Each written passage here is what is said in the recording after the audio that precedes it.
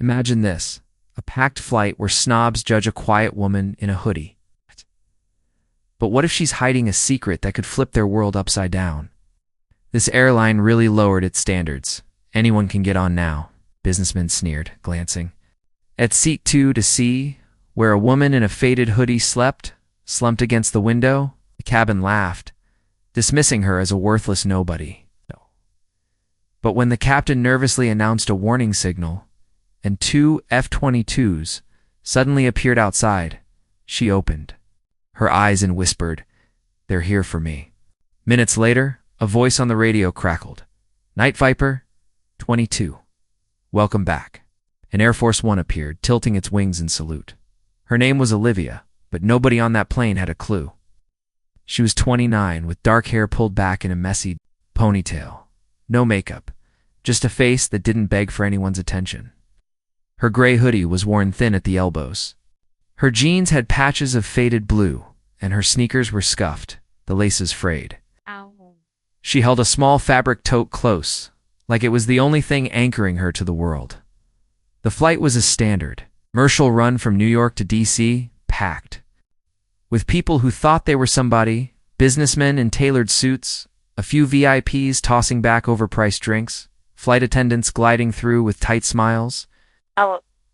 Olivia didn't belong, not in their eyes. They saw her slumped in economy, her tote tucked under her arm, and figured she was just some broke nobody who lucked into a cheap ticket. The cabin hummed with their chatter, their side glances sharp like she was a smudge on their perfect little world. She'd been dozing when the businessman's voice cut through. His name was Greg, maybe 45, with a suit that screamed Wall Street and a watch he flashed every chance he got. He leaned toward the guy next to him, some slick-haired finance bro, named Derek, and didn't bother keeping his voice down. Olivia's fingers twitched on her tote, just a tiny movement, but enough to show she'd heard. Derek smirked, adjusting his cufflinks, and muttered, "Bet she used her last dime for that seat." A few rows up, a young woman with glossy highlights, and a phone glued to her hand was live streaming to her thousands of followers. Her name was Kay.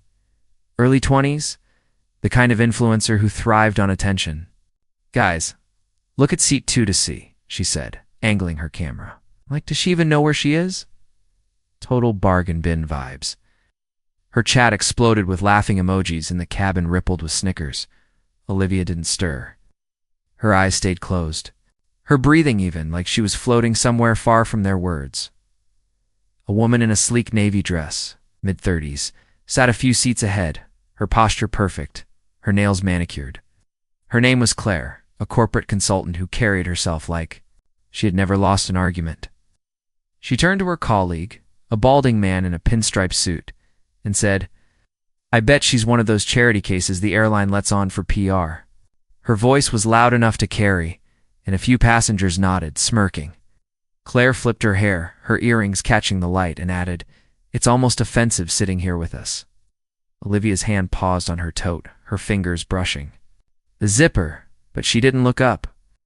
The cabin's laughter grew, a low hum of agreement, like they'd all decided she was less than them. Claire's colleague chuckled, whispering something back, and the two shared a look that said they owned this space. It's not her. Across the aisle, an older couple in designer clothes whispered to each other. The woman, Ellen, had a diamond bracelet that glinted every time she moved. Her husband, Richard, kept checking his phone, probably tracking stock prices. "She really doesn't belong here," Ellen said, loud enough for nearby seats to hear. Richard nodded, not looking up. "Probably got on the wrong flight," he added, and they both chuckled, their voices dripping with superiority. A flight attendant named Mark Tall, with a buzzcat and a name tag pinned to straight, walked by. I set a plastic cup of water on Olivia's tray table, slamming it down harder than necessary. Claire said it all. She was a nuisance, a nobody taking up space. Olivia's hand shifted slightly, brushing the cup, but she didn't open her eyes. The cabin kept buzzing, the judgment settling over her like dust. Hold on tight, because what happens next will make you question every judgment you've ever made. Stick with Whisper Fable for the twist that changes everything. Hey, if this story's grabbing you, take a quick second. Pull out your phone, hit that like button, drop a comment below, and subscribe to Whisper Fable. It means everything to share these moments. Real stories of pain, truth, and strength. Now, let's keep going together. The plane cruised steady at 35,000 feet. The sky outside a pale, endless blue. Then the captain's voice broke through, sharp and tight. Folks, we've received an unidentified warning signal. Please remain calm. The cabin went dead quiet for a heartbeat before chaos erupted. People twisted in their seats, pressing faces against windows. Phones came out, filming clouds like they held answers. A guy in a polo shirt a few rows back shouted, "Is it terrorists?" His voice cracked, and panic spread fast. Greg gripped his armrest, muttering about suing the airline. Kay zoomed in on the chaos, whispering to her live stream. "This is wild. You guys, what's happening?" Ellen clutched Richard's arm, her bracelet digging into her wrist. "We should have taken the jet," she hissed. Olivia opened her eyes. They were dark, steady, like she'd seen worse storms than this. She leaned forward just a fraction and whispered, "Not terrorists. They're here for me." Her words were soft, barely audible, but Greg caught them. He spun toward her, his face red. "Who do you think you are, saying stuff like that?" His voice boomed, pulling every eye in the cabin. Kay's camera swung to Olivia, her giggle sharp. "Oh my God, she's lost it." An older woman in a cashmere sweater sitting 2 rows ahead turned around. Her name was Margaret, the kind of lady who carried herself like she owned the room. "Don't stir trouble, dear," she said, her voice sugary but cold. "Just sit down and be quiet." The frat guys in the back, 4 of them in matching hoodies, started filming too. "Crazy lady in 2 to see." One yelled, and they burst out laughing, their phones shaking. Mark, the flight attendant, strode over, his jaw tight. "Ma'am, stay quiet, or we'll report you to security when we land." His tone was final, like she was a problem he'd already solved. The cabin roared with laughter, feeding off the moment, turning Olivia into a joke. A man in a tailored blazer, probably a tech exec named Paul, leaned over from the row behind. He had a smug grin, the kind that came from years of closing deals. "You know, if you're going to make up stories, at least dress the part," he said, loud enough for half the cabin to hear. He gestured at her hoodie, her sneakers, like they were evidence of her worthlessness. A few passengers snickered, nodding along. Paul leaned back, crossing his arms, satisfied with the attention. Olivia's fingers curled slightly around her tote, but her face stayed still, her eyes fixed on the window. The laughter grew, a wave of it rolling through the cabin, like they'd all agreed she was nothing more than a punchline. Paul's grin widened, and he whispered something to the woman next to him, who laughed even louder, her voice sharp and grating. She didn't flinch, didn't look away. Her hand rested on her tote, fingers still, but her eyes locked on Mark's 4. "A split second. Report me," she said, her voice soft but clear, like a blade slipping through silk. 2 words, and the laughter stumbled. Mark blinked, caught off guard, then turned away, muttering something about protocol. The cabin settled, but the air was different now. People kept glancing at her, some annoyed, some curious, like they were waiting for her to break. She didn't. She leaned back, closing her eyes again, her tote still tucked close. The plane hummed on, but the tension hung heavy, like everyone was holding their breath for what came next. In the quiet, a woman in a bright red coat, maybe a PR exec named Vanessa, stood up to stretch. She glanced at Olivia, her lips curling. "Into a sneer?" "Some people shouldn't be allowed in public," she said, not to anyone in particular, but loud enough to carry. She adjusted her coat, making sure everyone saw the designer label, and tossed her hair. "It's embarrassing for the rest of us." Few passengers murmured agreement, their voices low but sharp. Vanessa sat back down, crossing her legs, her heels clicking against the floor. Olivia's hand paused mid-motion, adjusting her tote strap, but she didn't respond. The cabin's judgment was a living thing now, wrapping around her, daring her to react. Vanessa smirked, pulling out a compact mirror to check her lipstick like she'd just won something. Then it came, a low, guttural roar, different from the plane's engines. Heads whipped to the windows. 2 F-22 Raptors, sleek and gray, sliced through the sky, their wings so close you could see the rivets, Screams filled the cabin. Fighter jets. Kay's phone shook as she zoomed in, her live stream exploding with comments. The frat guys pressed their faces to the glass, one shouting, "This is some action movie shit." Ellen's bracelet clinked as she grabbed Richard's hand, her voice shaking. What is this? What's happening? Greg was already typing on his phone, his email, to the airline Hafritten, demanding answers. Mark froze in the aisle, his radio crackling, but no words coming. Olivia opened her eyes slower this time. She looked out the window, her lips parting. Just enough to let out a quiet breath. The jets moved like they were part of her, their rhythm steady, familiar, like a heartbeat she hadn't felt in years. A few rows back, an old man in a worn jacket leaned forward.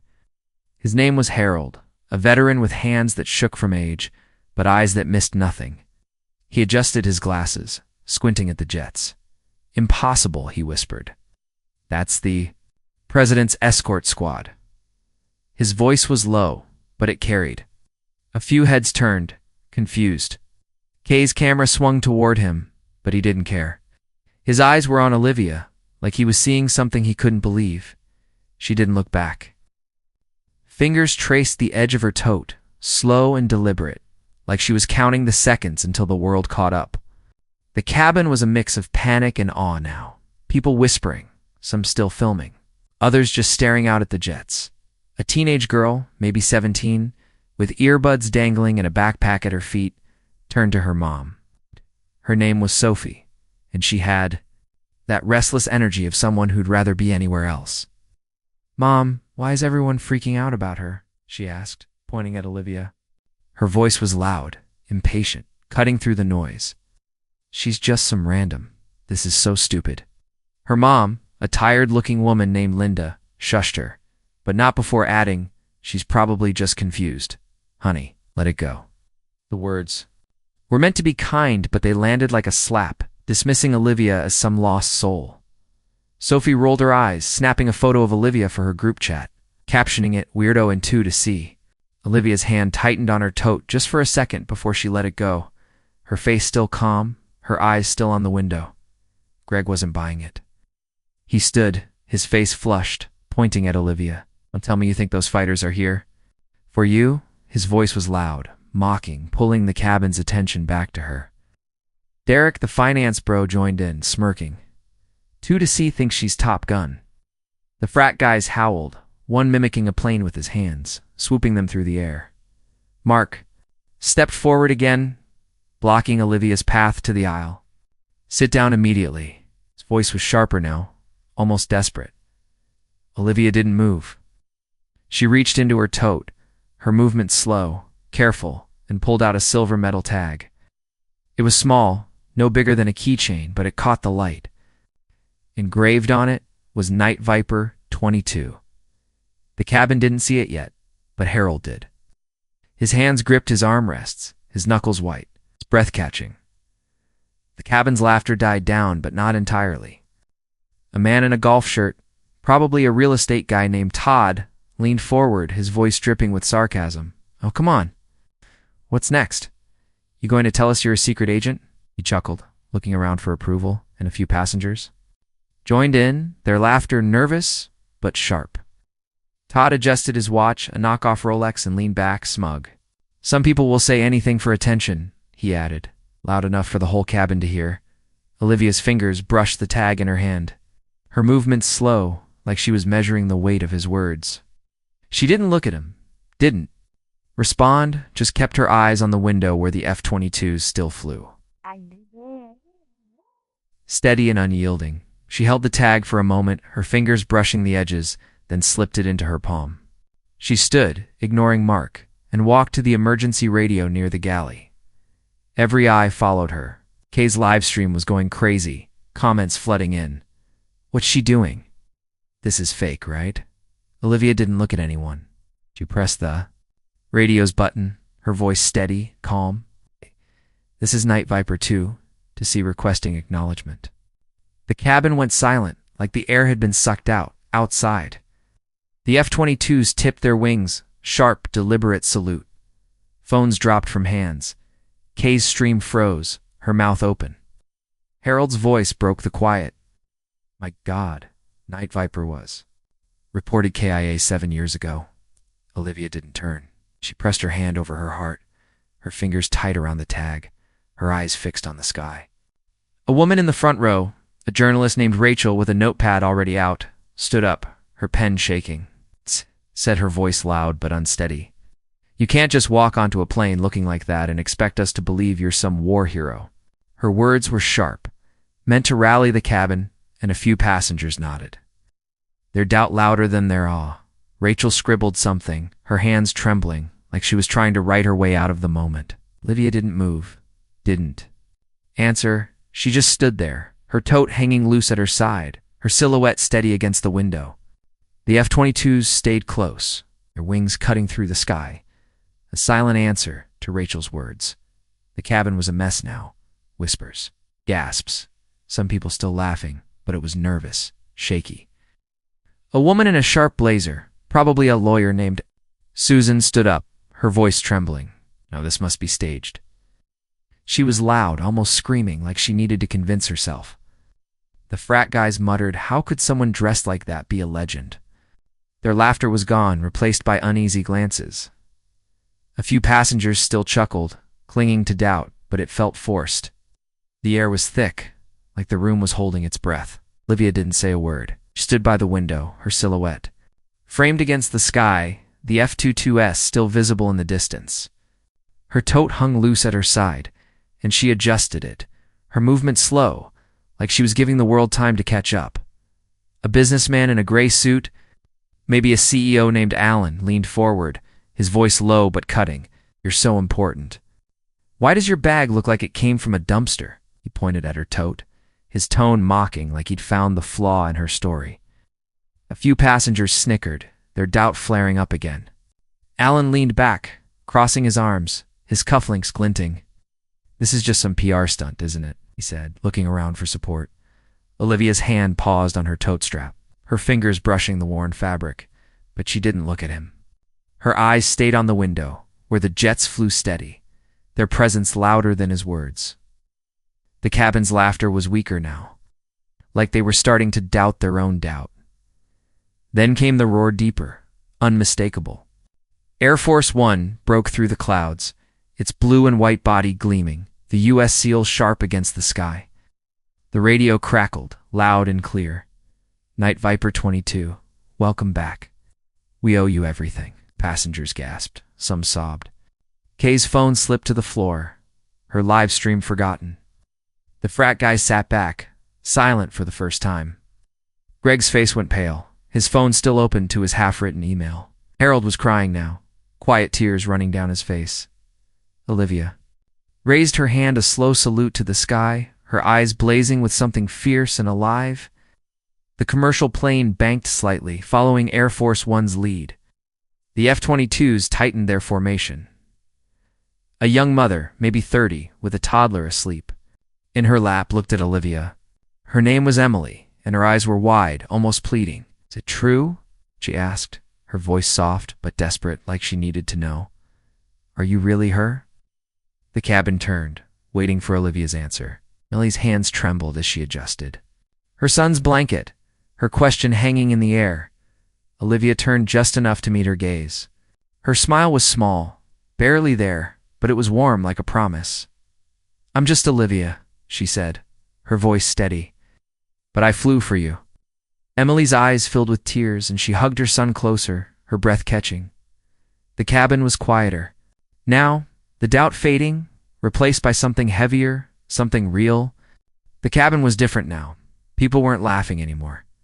They were watching her, some with awe, some with shame. The reporter Tom, in a wrinkled button-down, stood up. His voice shook as he spoke. If you're a Night Viper, why sit here like an ordinary passenger? It wasn't an accusation, but it was desperate, like he needed an answer to make sense of it all. A few others nodded, muttering, no way, no way. The crowd was split.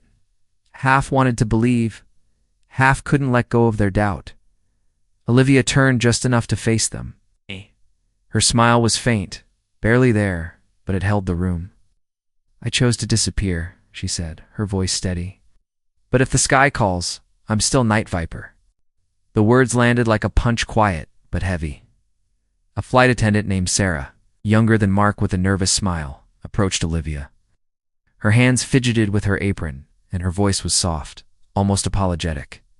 "Ma'am, I didn't know," she said, her eyes darting to the floor. "Can I get you anything? Water? A blanket?" The offer was small, but it was genuine, a crack in the cabin's wall of judgment. Olivia looked at her, her eyes softening for the first time. "I'm fine," she said, her voice gentle but firm. Sarah nodded, stepping back, her face flushed with embarrassment. The cabin watched, some passengers shifting uncomfortably, like they were starting to see their own mistakes reflected in Sarah's gesture. The applause started slow, then roared. People stood, clapping, some crying, some just staring at her like they were seeing her for the first time. Kay was frozen, her phone still on the floor. Greg sank into his seat, his watch suddenly looking too big for his wrist. Harold was still crying, his hands folded in his lap like he was praying. Mark stepped back, his face red, his radio silent. Olivia didn't acknowledge the applause. Sat back down in two to see, her tote in her lap, her eyes on the window. The plane flew on, escorted by the most powerful aircraft in the world. A man in a polo shirt, maybe a salesman named Jeff, stood up, his face red with frustration. "This doesn't add up," he said, his voice loud enough to cut through the applause. "If you're some big hero, why didn't you say something earlier? Why let us think?" He trailed off, his hands gesturing wildly like he was trying to grab onto his fading doubt. A few passengers nodded, their unease bubbling up again. Olivia didn't look at him. She adjusted her tote, her fingers brushing the zipper, and said, "I don't owe you my story."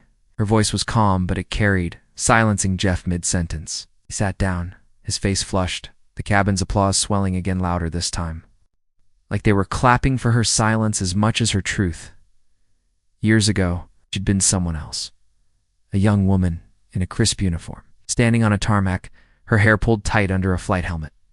She'd been Night Viper 22, one of the best pilots the Air Force ever had. She'd flown a mission to protect Air Force One, taking a hit that should have ended her. The report said Kia, and she let the world believe it. She walked away, left the medals, the fame, the life. She'd sit in diners, order black coffee, watch people rush by. Sometimes a jet would streak across the sky, and her hand would tighten on her mug just for a moment.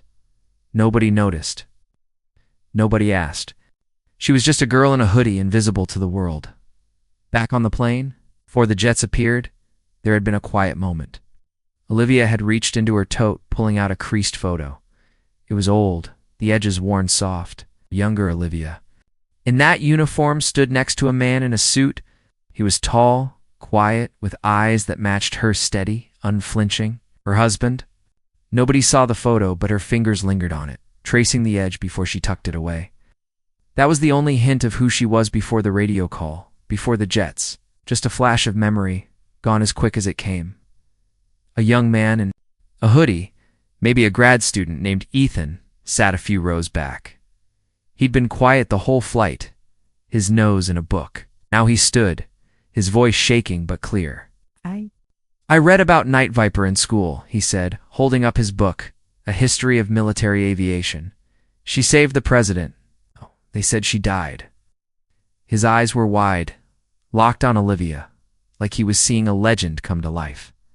The cabin turned, some passengers leaning forward, others shaking their heads. Ethan clutched his book, his hands trembling.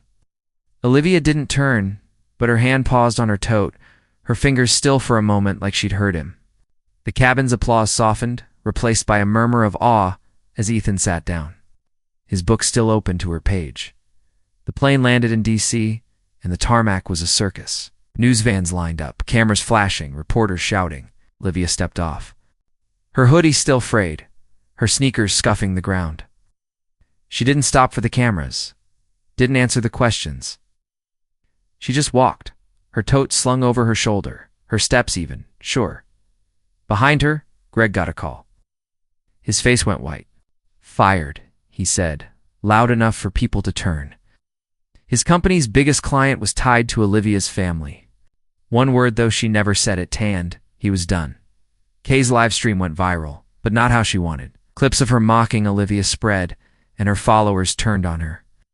By morning, her sponsorships were gone, her comments filled with hate. Susan, the lawyer, tried to backtrack, posting an apology online, but it was too late. Her firm dropped her, citing unprofessional conduct. The frat guys deleted their videos. But their frat social media got suspended after alumni saw the clips. Mark was reassigned to ground duty. His name whispered in airline circles as the guy who threatened a hero. Claire, the corporate consultant, found her latest deal canceled.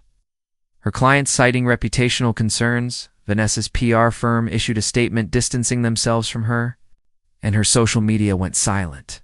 It wasn't loud or dramatic, just consequences falling like rain.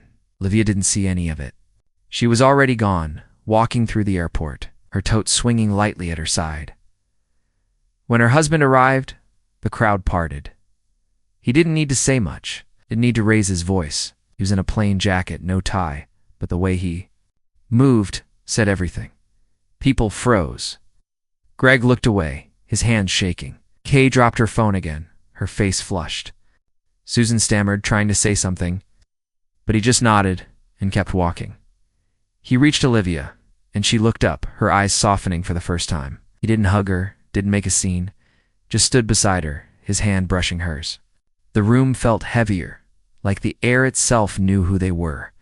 A security guard, a burly man named Mike, approached them, his face nervous but respectful. "Ma'am," he said, his voice low, "we've got a car waiting for you.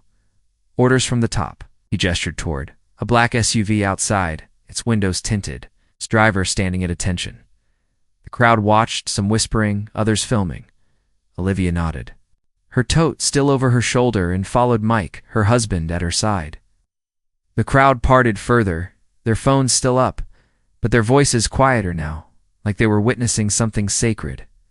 Mike held the door open, his hand shaking slightly, and Olivia stepped inside without a word, her steps as steady as ever. She didn't need rescuing. Never had. She'd walked through their words, their laughter, their doubt, and come out the other side.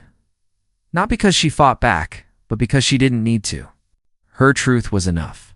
The headline screamed about the mystery passenger in 2 to Sea, about Air Force One's salute, about a hero forgotten and found. Olivia didn't read them. She was already somewhere else, her tote over her shoulder, her husband at her side, walking into a world that finally saw her. For everyone who's been looked down on, judged for how you look or where you sit, this is for you.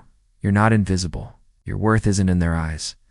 You carry it quiet and strong, just like she did. You're not alone. Where are you watching from?